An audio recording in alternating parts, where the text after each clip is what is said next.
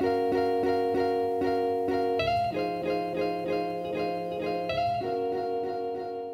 everyone, it's Emily, and today we are building a family house. This is one of the last houses in kind of the upper right section of the Willow Creek map, if you know what I'm talking about. If you don't, it's fine.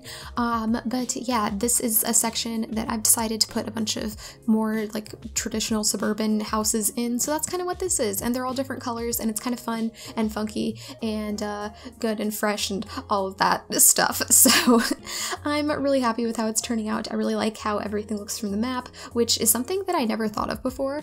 I've been paying a lot more attention to kind of like doing my builds, and then once I get the shell or like the basic shape and I'm working on like the colors of the exterior and like where to place trees and stuff, I'll go back and forth between the map view and the house view, and I'll look at how things are looking that way, which I think is something that's kind of a cool, fun thing to consider. I don't know, it's like extra work, but it's fine. We love extra work for ourselves when it's worth it, right? Maybe.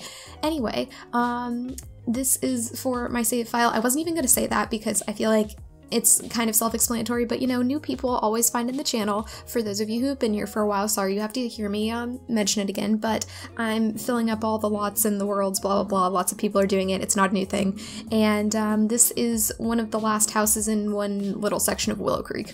So that's pretty cool. Across the street from this, I'm building in a different save than my actual like save file that I'm working on, because I wanted to build this in the fall. And yeah, I wanted pretty fall trees because it's not, well, actually it's just getting to be like pretty fall outside, and I feel like this weekend is going to be really good. I'm really hoping to go on a nice hike or something to look at all the fall colors. I did that last year with my boyfriend. We tried to do it last weekend, but it wasn't quite time for that yet.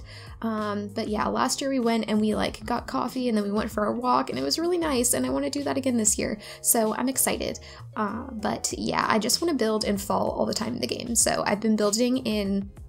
Basically, I also have save files for every single season, for whatever season I feel like building in, and I'll just go and build in different save files depending on what season it is. It usually correlates to what season it is outside, except when seasons first came out, I set up a winter one because I wanted to build with the snow to try something new, and then I built in spring before, but spring, I don't know. The only thing about spring is that when you first start up the spring season, everything's dead. So if you start building in spring, all of your plants are going to look dead, which it depends on what you're going for. But the good thing about spring is that I think there's more rain in spring, if I'm not mistaken. I believe that it rains more often in springtime in the game. So that's kind of cool if you're ever wanting to build something and have it be all like cloudy and rainy and whatever, then, you know, there's spring for you. I mean, also there's the weather machine, so you can do that in any season. Why am I trying to give you building tips? That's not why you're here. You're here to watch me build this house. As we know, I'm now obsessed with terrain painting, so I have to do like 3 layers of terrain paint for any given part of my landscaping. But ooh, I just want to go ahead and mention that the backyard of this, I messed up. Basically, I was recording all of this on one day, and then the next day I came back and I was like, I just have to do the backyard. Actually, I think I recorded it on 2 days. But anyway, either way, I came back and I was like, have to do the backyard. I think my OBS updated or something. I know Streamlabs updated, but I didn't think that that would affect OBS. Maybe OBS updated. I don't know. Something updated and it changed my settings, and it basically made it so that my game was like squished to one side of the screen, and the bottom of the screen and then the right side of the screen, it was just black, and then my game was like smushed up, like it was sized down. Does that make any sense? I hope it does a little bit. But anyway, it didn't record right, so I don't have the backyard in the footage, but I have it in the screenshots. But the good news is I didn't have to cut out as much of the rest of the build. I cut out some of the landscaping just because it was very repetitive. I pretty much, like, I only used a few different bushes and stuff. Usually I'll use more of a variety, but I don't know, I was just feeling like being a little bit more simple with the actual bushes and flowers and stuff since I was going crazy with the terrain paint. So yeah, I cut out a bunch of it around one side of the house. It's the exact same as the part that I already showed But yeah, we got to keep in some more other stuff that I usually would have cut out. I think I cut out the floor plan though, because this one was tricky, and I've been showing off my floor plans a lot, so I felt like this one, I don't know, the camera was spinning around a lot. You wouldn't have wanted to watch it anyway. It's fine. Anyway, oh, something that happened Monday that I want to address for anyone who came to my stream. My computer my computer didn't die. The other week, it completely died on stream. Like, my whole computer crashed. I had to hard shut it down because everything was frozen. I couldn't even open, like, Task Manager, Control, Delete, nothing happened. So that was bad. But on Monday, my webcam was being super laggy, which was bothering me a lot. My game was fine, but I could tell that my game was, like, about to be laggy. Does that make any sense? Like, it was laggy like a little bit, but not enough where anyone was like, oh, your game is super laggy. So I noticed it, but I don't think anyone else noticed it, and then the webcam was just really laggy. So I ended the stream like really early, and it made me really sad. But now I have a new processor, which is what I really want to talk about because I installed it yesterday, and it was a whole thing.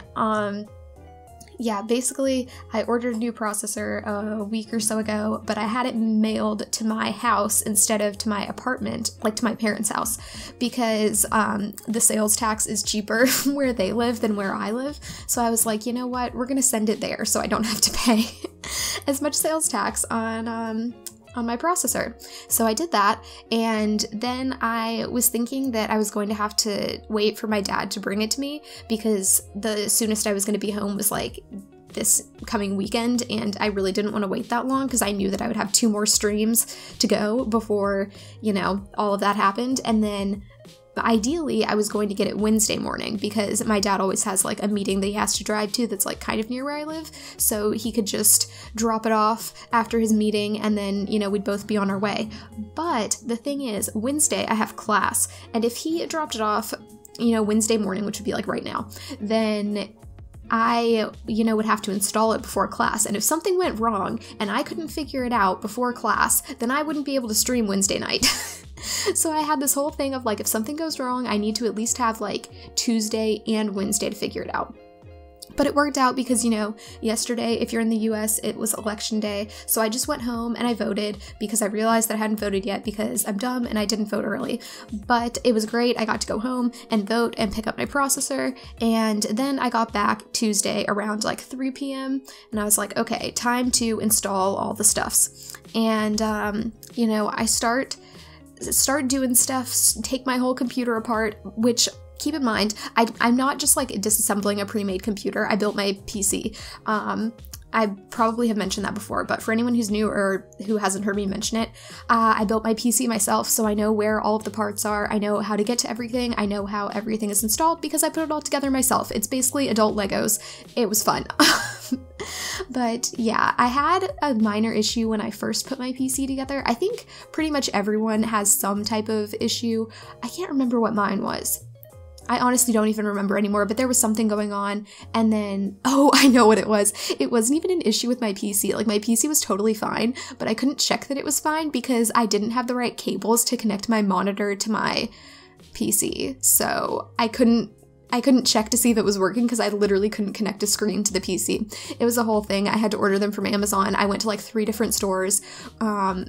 Bless my boyfriend for coming with me on that day. He helped me put it together, but it was basically just anything that was really delicate I would do because I was, you know, nervous to let anyone else touch my precious baby computer child, and anything that required more force, like, you know, ripping off the front panel of my computer, he would do. And if something required a steady hand, I would usually let him do that too because my hands are really shaky and his aren't.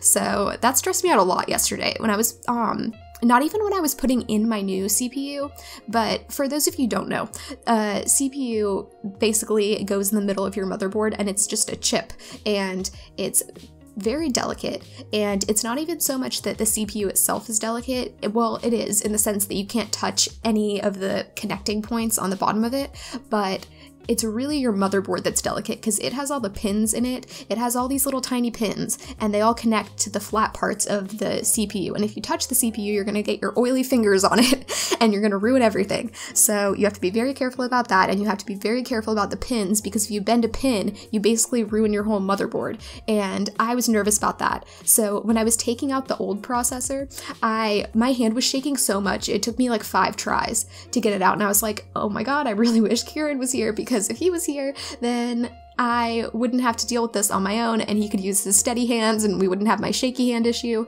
and it would have been better. But it was fine. I persevered, and it worked out. Everything's okay. So the other thing, I mean, you know, in theory, the old processor doesn't matter that much, but you know, my boyfriend's probably going to want to build a computer at some point because his laptop is not doing so great. But yeah, he wants to build a PC, so I'm saving the processor for him so that he doesn't have to buy one when, you know, he gets his stuff. And yeah, that's just one less thing that he has to buy. Anyway, I did that, and then I put the new processor in. That was super easy. It was way easier than taking the old one out. And then I had to install my fancy water cooler because my previous processor came with a fan. Like, it had a fan that came with it, and I just used that, and it was totally fine. But my new processor is more fancy and doesn't come with a fan because you just need to buy your own. And I didn't buy a regular fan, mostly because I wasn't sure about the clearance in my case. This is all very technical, but basically you only have so much room in your computer case.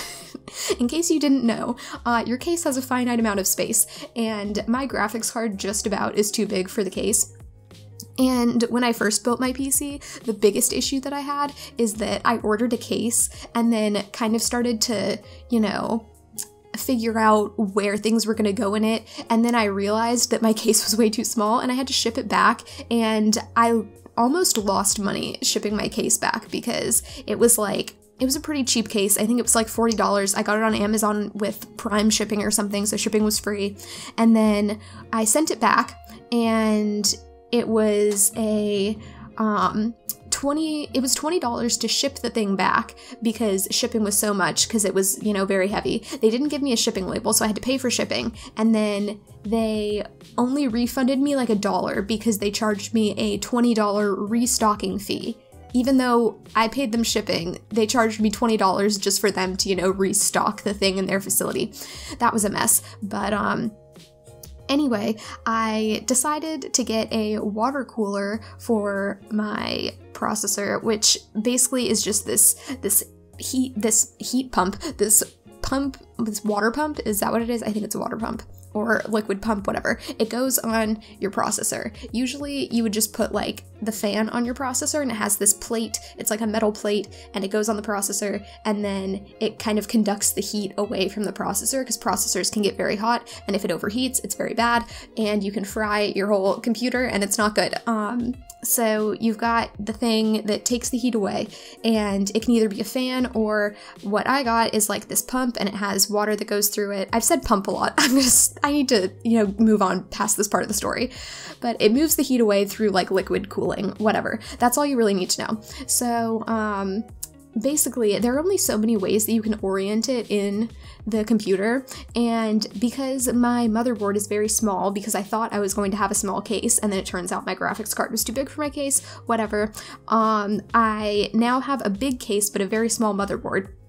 So you have to like mount this fan that's connected to the water cooler, and I had to put it in this like kind of weird spot because of how small my motherboard is. And then all of that, just installing everything, took me like an hour and a half, which was way more than I was expecting, because it's just like taking out a processor, putting in a new one, and putting on the cooler. But it took me so long because it was so hard to figure out where everything was going to go and make sure that like the tubes weren't being bent, because, you know, the liquid has to flow through them, and if there's a kink in the tube, then it's not going to flow properly, and all of that. So I finally figured it out. I got everything together. I put my entire computer, all the panels, everything that I had, you know, taken off to get at all of the inside components, I put everything back together. I plugged in all of my monitors, and like my mic and my webcam and my keyboard and mouse. I don't know why keyboard and mouse wasn't the first thing I thought of.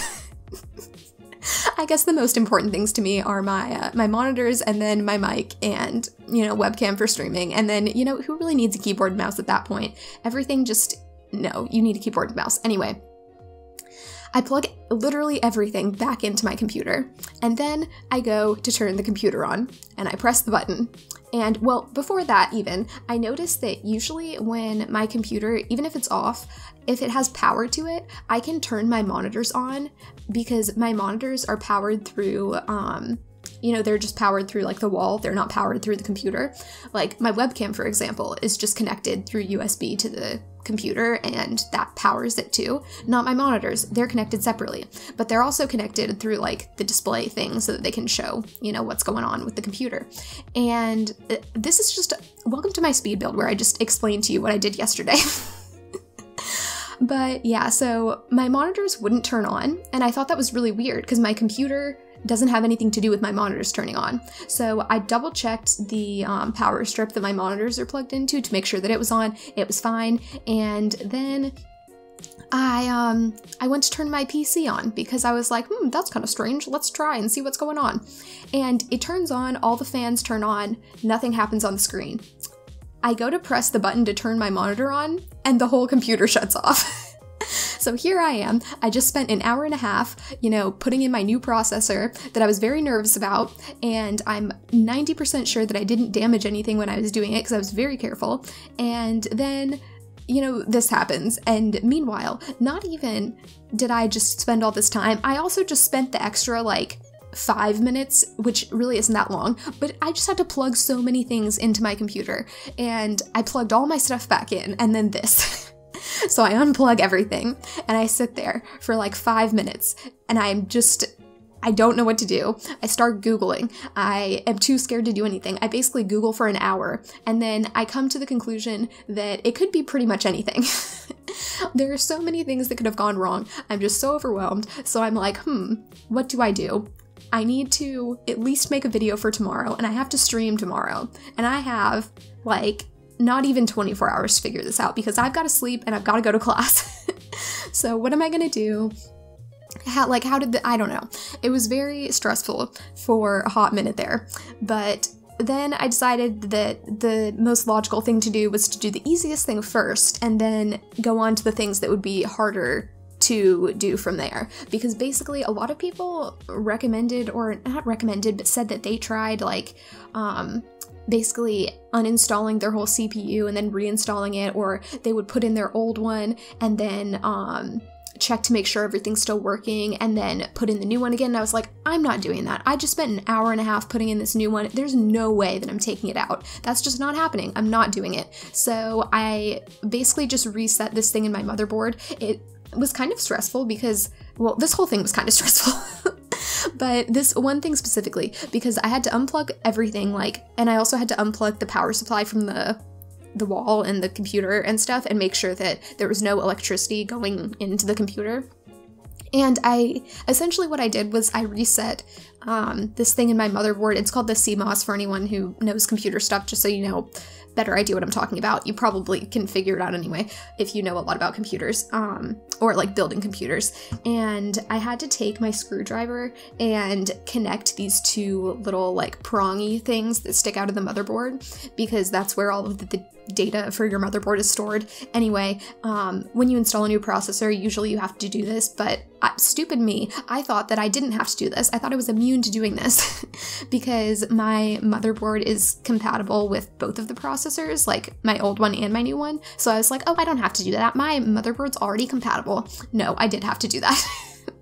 And so I had to touch my screwdriver to these two little prongs to, like, you know, short the circuit, and it reset stuff, and then everything turned on and it worked out perfectly and all was well, and my computer runs so smoothly now and I'm really excited about it and it makes me really happy, and hopefully the stream tonight will be better. So basically this is just one long plug for me streaming tonight.